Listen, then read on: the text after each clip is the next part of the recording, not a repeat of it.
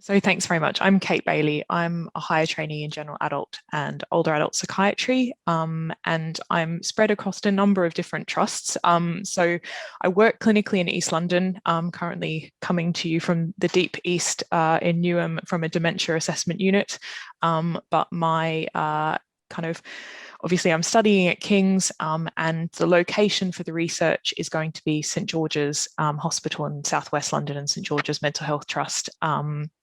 My supervisors are Tim Nicholson, Norman Poole, who may join a bit later, Thomas Craig, and Virginia Etoff. And I'm looking at experiences, understanding, and conceptual models in people with functional neurological disorders. And it's a mixed method study. And I'm sorry, I realize that title looks a bit shouty. I am excited about it, but I didn't mean it to come across quite like that. So just to explain a bit about what functional neurological disorders are, because they're a disorder that's changed names many, many times over the years. People might be familiar with the kind of term hysteria. That's a very old term that we try not to use anymore. But the most recent term is functional neurological disorders, and that's generally kind of felt to be acceptable to patients, and does kind of go some way into explaining what actually is going on, because it's basically neurological symptoms which have distinct clinical features and patterns and ways of being diagnosed, but they're not caused by underlying neurological disease.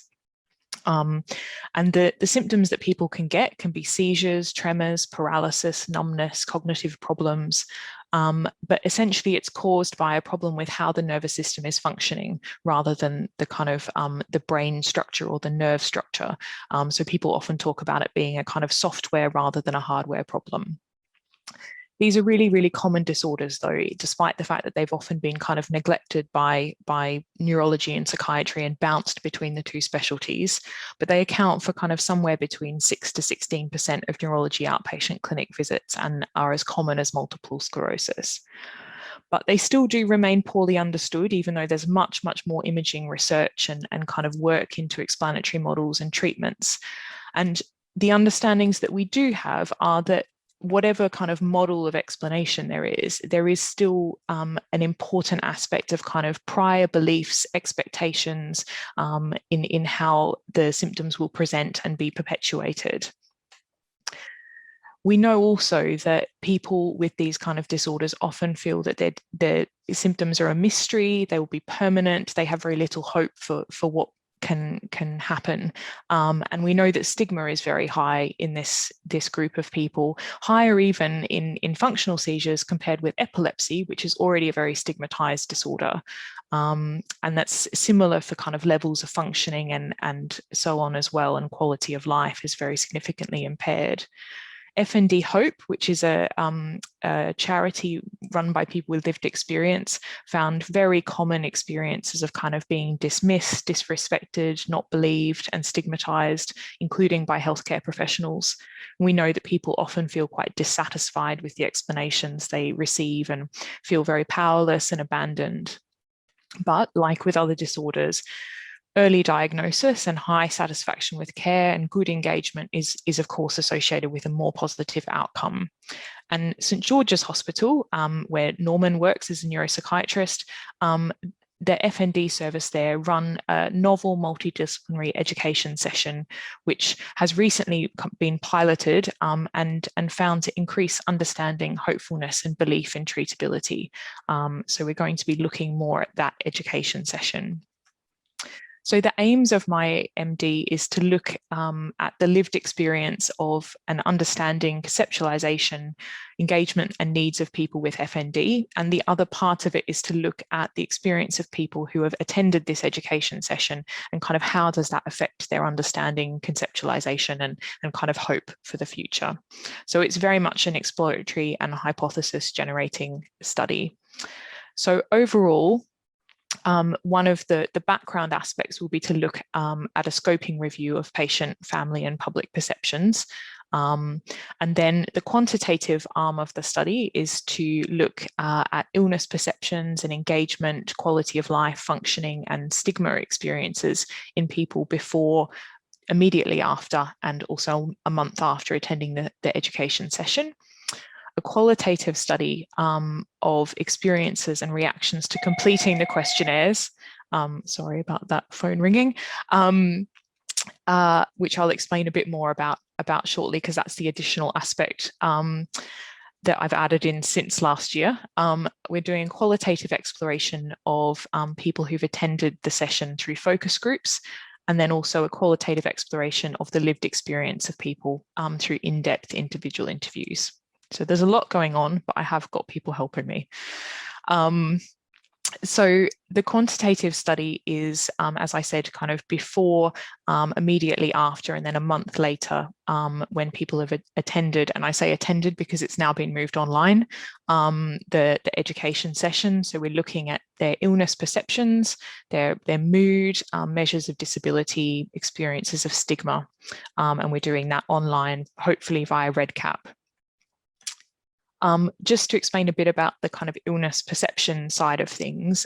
So the IPQ, the Illness Perception Questionnaire revised, is based on Leventhal's common sense model of self-regulation. It's a bit of a mouthful, but it's a widely used kind of understanding of how people respond to illness, and has different kind of aspects in terms of how people make sense of their experiences, how hopeful do they feel about kind of treatability, and it is sensitive to change. So it's one of the things that often gets looked at in terms of when someone's had a treatment program, both in mental health and physical health disorders, to see whether it's kind of helped their beliefs about their illness. We were going to use the brief illness perception questionnaire, but having consulted with FND Hope, with the protocol and the kind of study plans, we found that some of the questions in the briefer version were a little bit jarring. And they asked questions like, how much control do you feel you have over your illness? How concerned are you about your illness? And one of the things that it does completely make sense as to why this would be jarring is that this is a group of people who have often been not believed, have been felt to sort of be, to blame for their symptoms, that they're in control of their symptoms. So asking questions like this was actually a bit problematic and a bit jarring. So however, we know that understanding illness perceptions is still important, so we need to try and understand that and find a way to measure it. The IPQR goes into much more depth and is a bit more nuanced. So that was one thing that we agreed. And the other thing that we agreed is to add this additional aspect, which is called Think Aloud qualitative interviewing.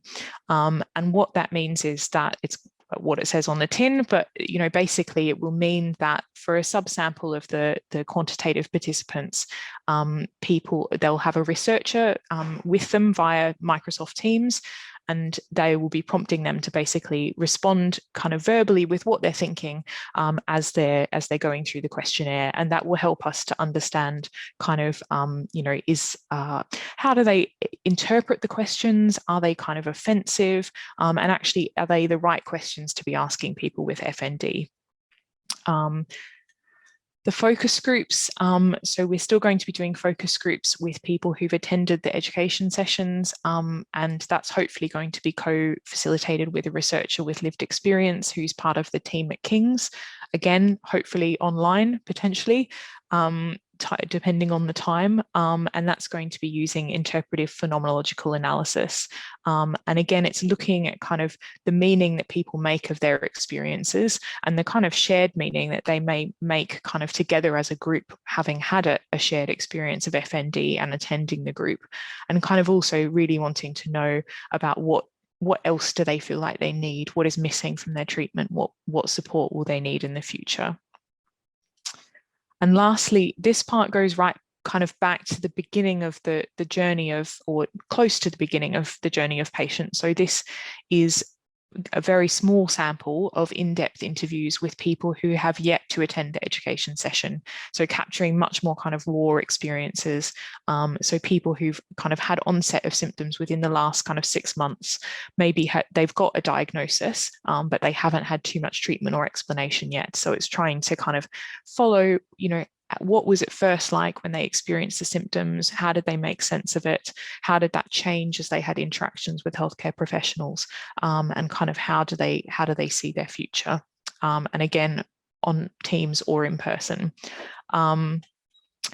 So where are we now? I'm glad Claire mentioned COVID because it has unfortunately had quite a big impact, I suppose, both to the design of the study, but also just to my time. But just prior to COVID, we had got a grant from the Psychiatry Research Trust. So we've got our patient fees and travel, which may or may not be needed still, kind of agreed. So we're good from that side of things.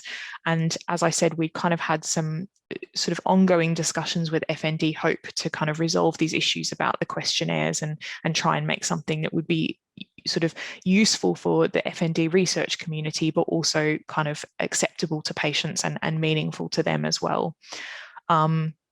I'd hoped 2020 was going to be the year that I really got stuck in, but unfortunately, obviously, COVID happened and I left an academic post or moved part-time away back to work in clinical and deferred my studies for a while. And then came the other part that has been quite challenging is to move the whole study online. And anyone, obviously, I'm sure people have spoken about this perhaps today already, about the kind of challenges of doing qualitative research online and the kind of safety and kind of precautions that need to be taken with that, and the kind of ethical kind of the detail about the safety planning and those kind of things that need to be written for the ethics proposal.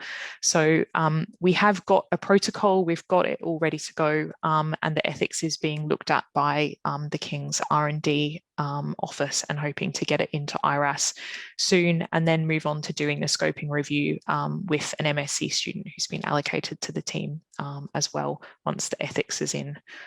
So I'm still unfortunately talking about what I'm going to do rather than what has happened, but it's definitely getting there.